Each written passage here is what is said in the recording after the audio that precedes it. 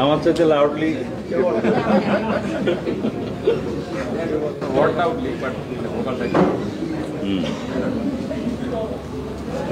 আজকে জাতীয় ঐক্য কমিশনের সাথে আলোচনার জন্য তিনটি বিষয় নির্ধারিত ছিল। প্রথম বিষয়টি ছিল নির্বাচনী এলাকার সীমানা নির্ধারণ সংক্রান্ত একটি আলাদা কমিশন গঠন এবং তার মধ্যে দুই ভাগ, যে বর্তমান নির্বাচন কমিশনের অধীনে ত্রয়োদশ জাতীয় সংসদ নির্বাচনের উদ্দেশ্যে যে ডিলিমিটেশন প্রক্রিয়া চলমান আছে সেটার শুনানির ক্ষেত্রে একটি বিশেষায়িত কমিটি গঠন করা। আগের প্রস্তাব হলো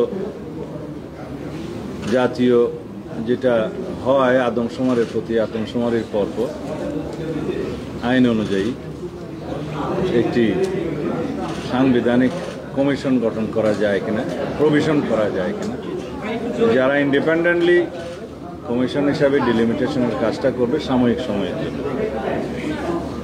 আরেকটা বিষয় ছিল তত্ত্বাবধায়ক সরকার পদ্ধতির, এটা তো অবশ্যই ফেরত এসছে বলা যায়, তার মধ্যে কি কি সংশোধনী আনা যায়, বিচার বিভাগকে না রেখে উত্তম কোনো প্রস্তাব আছে কিনা সে বিষয়ে সবার মতামত নিয়েছে। আর তৃতীয় বিষয়টি আলাপ হয়নি, সেটা রাষ্ট্রপতির ক্ষমা প্রদর্শন সংক্রান্ত একটা আইনের বিষয়ে কথা বলা যাচ্ছে, সেটা আজকে আলোচনার সুযোগ হয়নি। আমি এই দুইটা নির্ধারিত বিষয় বলার পরে আরো কিছু কথা আজকে বলবো যেগুলোর বিষয়ে আমার বলা দরকার। নির্বাচনী এলাকা সীমানা নির্ধারণ বিষয়ে একটা ঐক্যমতে পৌঁছানো গিয়েছে, সেটা নিশ্চয়ই আপনাদের সামনে প্রফেসর আলী রিয়াজ সাহেব বলেছেন বলে আমার বিশ্বাস। এই প্রস্তাবটা আমি করেছিলাম যে এই বিষয়ে আমরা এইভাবে একমত হতে পারে কিনা দেখি।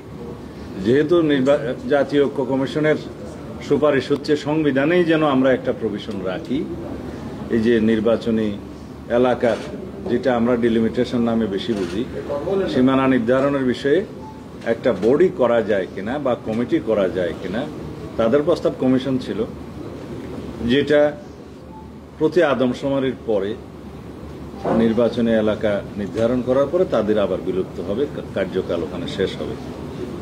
আমি বললাম এইভাবে আমরা বিমূর্তভাবে কথা না বলে, অ্যাবস্ট্রাক্ট কথা না বলে, যদি আমরা আইনের মধ্যে নিয়ে আসি এবং সেই আইনটা যদি বেসড অন কনস্টিটিউশনাল প্রভিশন হয় সবচেয়ে ভালো। আর্টিকেল 119 সম্পর্কে আপনারা জানেন নিশ্চয়ই, যে নির্বাচন কমিশনের যেটা দায়িত্ব, পাওয়ার অ্যান্ড ফাংশন, সেটা উল্লেখ করা আছে। তার মধ্যে সাবসেকশন 1-এর গ এর অধীনে ডিলিমিটেশনের কথা বলা আছে। আমি বললাম তার সেন্টেন্সের পরে এবং শব্দের পরে প্রতি 10 বছর পর অথবা আদমশুমারির পর নির্ধারিত সময়ের জন্য যেটা নির্বাচনী এলাকার সীমানা নির্ধারণের জন্য একটা লাইন সংযোজন করা যায়, সেটা যেমন এরকম: আইনের দ্বারা নির্ধারিত এবং শব্দের পরে আইনের দ্বারা নির্ধারিত একটি সময়ের জন্য একটি বিশেষায়িত কমিটি গঠনের বিধান যুক্ত করা হবে। সংশ্লিষ্ট জাতীয় সংসদের সীমানা নির্ধারণ আইন 2021 বা যা পরে পরিবর্তিত সংশোধিত 2025 তার 8-3 ধারার পরে যুক্ত করে এই কমিটির গঠন এবং কার্যপরিধি নির্ধারণ করা হবে। আপনারা সবাই জানেন বর্তমানে যেই ডিলিমিটেশন অ্যাক্টটি আছে সেটা আসলে ডিলিমিটেশন অফ কনস্টিটিউয়েন্সিস অর্ডিন্যান্স 1976 এর সর্বশেষ রূপান্তর।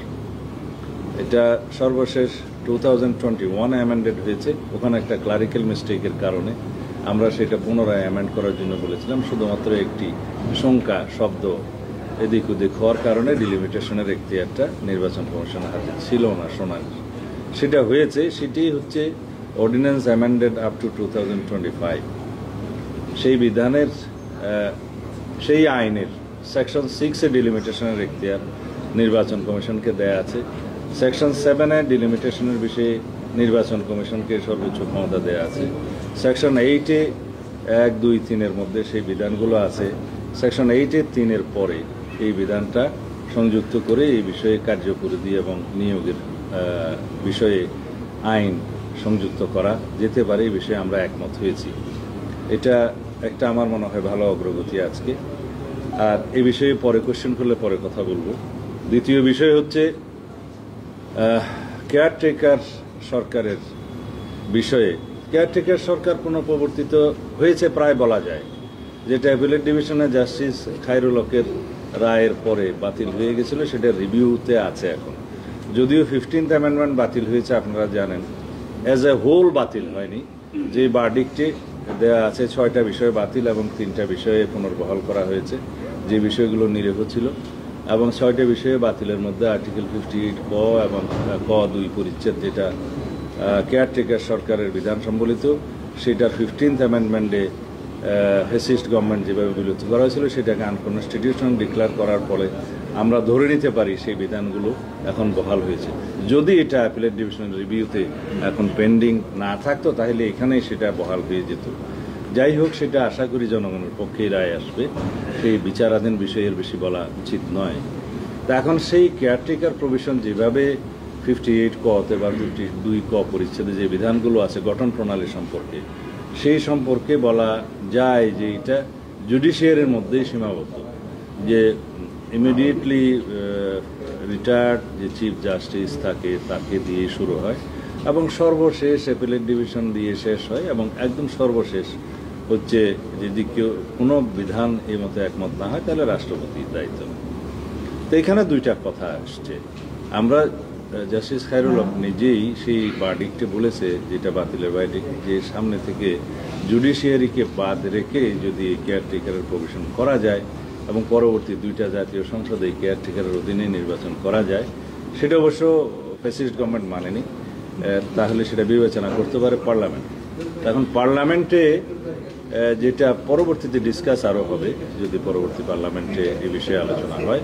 এখন যদি আমরা জাতীয় ঐক্যমতের ভিত্তিতে বলতে পারি যে জুডিশিয়ারিকে বাদ রেখে যদি জাতীয় ঐক্যমতের ভিত্তিতে আরও 2-1টি প্রভিশন তার আগে রাখা যায়, যেটা একটা গ্রহণযোগ্য মতামতের ভিত্তিতে প্রধান উপদেষ্টা নিয়োগ হয় এবং প্রধান উপদেষ্টার পরামর্শে পরবর্তী উপদেষ্টাগুলো নিয়োগ হবে, যাদের সংসদ সদস্য হিসেবে নির্বাচনের যোগ্যতা থাকে তাদেরকে কনসিডার করা হয়।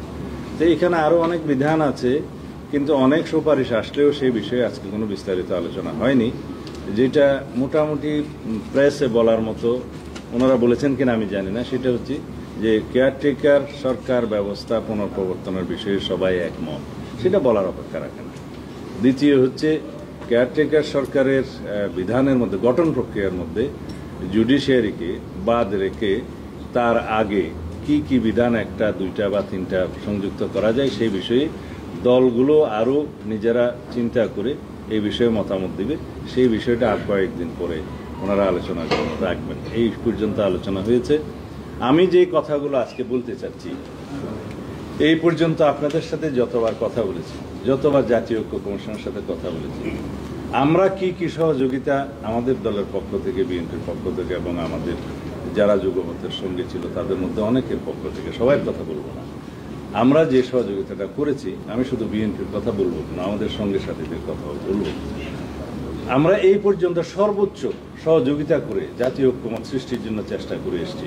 প্রথম দিন থেকে আপনারা জানেন যে 3 তারিখের জুনে শুরু হয়েছে, পরে এখানে 17 জুন, 18, 19 তারিখ দিন বা 20 তারিখ, 17, 18, 19 3 দিন অনবরত আলোচনা হয়েছে। এগুলোর মধ্য দিয়ে আমরা অনেক বিষয়ে একমত হয়েছি এবং এখানে দেখা যায় সবার চাহিদা অনুসারে অনুচ্ছেদ 70 আর্টিকেল 70-তে যে সমস্ত বিধানের ক্ষেত্রে সবাই একমত হয়েছে, তার মধ্যে ছিল অর্থ বিল এবং আস্থা ভোট ছাড়া বাকি সব বিষয়ে এমপিরা স্বাধীন থাকবেন, এই বিষয়ে সবাই একমত হয়েছে। তা আমরা অনেকের মতামতের ভিত্তিতে বলেছিলাম যে এখানে সংবিধান সংশোধনের বিল এবং জাতীয় নিরাপত্তা, বিশেষ করে যুদ্ধ পরিস্থিতি সংক্রান্ত এই পরিস্থিতি উদ্ভব হলে এই 2টা বিষয়েও সংসদ সদস্যরা যাতে দলের বাইরে না যেতে পারেন, এই বিধানটাও আমরা আমাদের ম্যানিফেস্টোতে সংযুক্ত রাখবো। যদি জনগণ আমাদেরকে ম্যান্ডেট দেয়, সেই বিধানগুলো আমরা এখানে রাখবো, সেটা যৌক্তিকভাবে গৃহীত হয়েছে। তারপরে জাতীয় সংসদে স্থায়ী কমিটিগুলো গঠনের ক্ষেত্রে যেই বিষয়গুলো আমরা একমত হয়েছি সেখানেও আমাদের প্রস্তাব ছিল। আমরা এক বাক্যে একমত হয়েছে, প্রস্তাবগুলো আমরাই দিয়েছিলাম। যে 4টা প্রধানতম কমিটি, যে পাবলিক আন্ডারটেকিং কমিটি, তারপরে আছে যে পাবলিক অ্যাকাউন্টস কমিটি, তারপরে প্রিভিলেজ কমিটি এবং এস্টিমেশন কমিটি সহ আরও এই 4টা কমিটি যতদূর আমার মনে পড়ে সহ আসনের সংখ্যা অনুপাতে বিরোধী দলের মধ্যে বাকি অন্যান্য গুরুত্বপূর্ণ কমিটির সভাপতির পদ দেয়া হবে। সেটা এমনও হতে পারে যে 300 আসনের মধ্যে যদি 100 আসন সম্মিলিত সব বিরোধী দল হয়, সেই সংখ্যা অনুপাতে তারা আসন পাবে। তাতে দেখা যাবে প্রায় 1/3 মতো স্থায়ী কমিটিগুলোর সভাপতিত্ব তারা পাবেন। এই বিষয়ে আমরা একমত হয়েছি। এবং আপনারা জানেন যে যেহেতু প্রধানমন্ত্রীর মেয়াদের ক্ষেত্রে এখানে একটা প্রস্তাব এসছে, আমরাই নিজস্ব উদ্যোগে বলেছি যে কত মেয়াদ এবং কত বার এই বিতর্কে না যেয়ে আমরা বলেছি যে বৎসরের মধ্যে আসেন যে একটা প্রস্তাব আসা যায় কিনা যে একজন ব্যক্তি তার জীবদ্দশায় সর্বোচ্চ কত বছরের জন্য প্রধানমন্ত্রীত্বে বহাল থাকতে পারবেন। সেই বিষয়ে আমরা আমাদের দল থেকে আলোচনা করে এই প্রস্তাবের ভিত্তিতে আমরা পরে এটা অনুমোদন করিয়েছি যে কোনো ব্যক্তি সর্বোচ্চ 10 বছরের বেশি প্রধানমন্ত্রীর পদে বহাল থাকবেন না জীবদ্দশায়। সেটা আমাদের সহযোগিতা। আপনারা সবাই জানেন, জনমনে একটা ধারণা আছে যে এই মুহূর্তে যদি নির্বাচন হয়, হয়তোবা, আমি শিওর করে বলছি না, হয়তোবা জনমত বিএনপির পক্ষে যাবে, এরকম একটা ধারণা জনমনে আছে। তা আমরা যেহেতু নির্বাচন হওয়ার আগে আমরা এই বিষয়ে কিছু বলতে চাই না যে কারাই গভর্নমেন্ট ইন ওয়েটিং, বাট একটা পাবলিক পারসেপশন তো আছে। তারপরেও এই বিষয়ে নিজস্ব উদ্যোগে জাতির সাথে একটা ঐক্যমতে আসার জন্য একটা ব্যালেন্সড যাতে সরকার ব্যবস্থা হয়, যাতে স্বৈরাচারের ভবিষ্যতে কোনো উৎপত্তি না হয়, যাতে কোনোদিন ফ্যাসিস্টের উৎপাদন না হয় সংসদীয় ব্যবস্থায়, সেই জন্য আমরা একমত এসেছি। এটা আমাদের বিবেচনা এবং আমাদের পক্ষ থেকে এই প্রস্তাব। তারপরে আমরা যে সমস্ত বিষয়গুলোতে এসেছিলাম সেই বিষয়গুলো নিয়ে আমি কথা বলবো। যেমন সংবিধানের আরও বেশি যেগুলো প্রধান বিচারপতির বিষয়ে সংবিধানের যে আর্টিকেলটা আছে, যে আর্টিকেল 94(5)-এ বিশেষ করে রাষ্ট্রপতির যে ক্ষমতা প্রধান বিচারপতি নিয়োগের ক্ষেত্রে, যেটা তাকে আর্টিকেল 48 সাবসেকশন 3-তে দেয়া আছে, কিন্তু আবার আর্টিকেল 94(5)-এ এসে সেটা বিস্তারিত বলা আছে যে রাষ্ট্রপতি চিফ জাস্টিস নিয়োগ করবেন। সেই বিধানটা এমন ছিল যে রাষ্ট্রপতি চাইলে অ্যাপিলেট ডিভিশন কেন, হাইকোর্ট ডিভিশন কেন, একদম তার বাইরেও যে কোনো ব্যক্তিকে চিফ জাস্টিস নিয়োগের একটা ওপেন একটা প্রভিশন ছিল।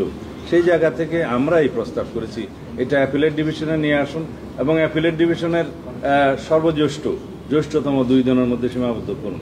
আমাদের প্রাথমিক প্রস্তাব ছিল 3 জনের মধ্যে, যেহেতু হাউজের মতামতের ভিত্তিতে সবাই 2 জনের মধ্যে এগ্রিড হয়েছে, সেই বিষয়ে আমরা একমত হয়েছি। এবং এখানে শুধু একটি মাত্র দল ছাড়া, আমি নাম নেব না তাদের, বাকি সবাই সবাই উন্মুক্তভাবে বলেছে যে এটা গ্রহণযোগ্য। কারণ আমরা যদি ভবিষ্যতে বিতর্কিত, আমি আগের বিচারপতির নাম নিতে চাই না যাদেরকে দেশ ছাড়া করতে হয়েছে, তারা তো চূড়ান্ত বিতর্কিত ছিল, তারপরেও ওইভাবে দেশ ছাড়া করাটা গণতান্ত্রিক ছিল এবং একটা হস্তক্ষেপ ছিল বিচার বিভাগের প্রতি, সেটা আমরা সমালোচনা করি। কিন্তু তারপরেও সেই রকম কোনো বিচারপতি যাতে একদম ফিক্সড হয়ে গেলে চিফ জাস্টিস না হতে পারেন, সেই জন্য একটা চয়েস রাখা হলো, রাষ্ট্রপতির সামনে নির্ধারণ করে দেওয়া হলো। আগের মতো এভাবে ওপেন থাকলো না। সেখানে আমরা একমত হয়েছিলাম এবং সেটা আমাদেরই প্রস্তাব ছিল। আমরা এই সংবিধানের 131টা সুপারিশ যেটা দিয়েছিল এই সংস্কার কমিশন, সংবিধান সংক্রান্ত সংস্কার কমিশন, সেখানে আমরা লিখিতভাবে প্রত্যেকটা দফাওয়ারি জবাব দিয়েছি, মতামত দিয়েছি, আলোচনা করেছি, একমত হয়েছি। শুধুমাত্র অল্প কিছু ক্ষেত্রে আমরা ভিন্ন মত পোষণ করেছি, মতামত দিয়েছি। এগুলো আমাদের দলের পক্ষ থেকে আমরা বিস্তারিত দিতেছি। অন্য কোনো দলের পক্ষে বিস্তারিত সুপারিশের প্রেক্ষিতে কোনো মতামত দেওয়া হয়েছে বলে আমার তেমন জানা নাই, দিলে ভালো। আর অন্যান্য বিষয়ে যেমন আমরা ন্যায়পাল নিয়োগ আইনের ক্ষেত্রে আমরা বলেছি ন্যায়পালকে শক্তিশালী করা হবে, ন্যায়পালকে একটা ইনস্টিটিউশন বানানো হবে, ন্যায়পালের জন্য একটা সেক্রেটারিয়েট গঠন করা হবে, ন্যায়পালের আইনটা যুগ উপযোগী করা হবে, ন্যায়পালের হাতে অনেক ক্ষমতা দেওয়া হবে, এই বিষয়ে আমরা একমত হয়েছি। এগুলো সব সংবিধান সংশোধন সংক্রান্ত সমস্ত বিলের ক্ষেত্রে আমাদের সহযোগিতা। এখন যদি কেউ বলে যে বিএনপির কারণেই বোধহয় সমঝোতা হচ্ছে না, এরকম একটা বাজারে রিউমার আছে, আমরা শুনেছি যে এগুলো কারা ছড়াচ্ছে, কেন ছড়াচ্ছে জানি না। যাই হোক, এগুলো আমার বক্তব্য। যদি সংবিধান সংক্রান্ত আরো কোনো বিষয়ে আপনাদের প্রশ্ন থাকে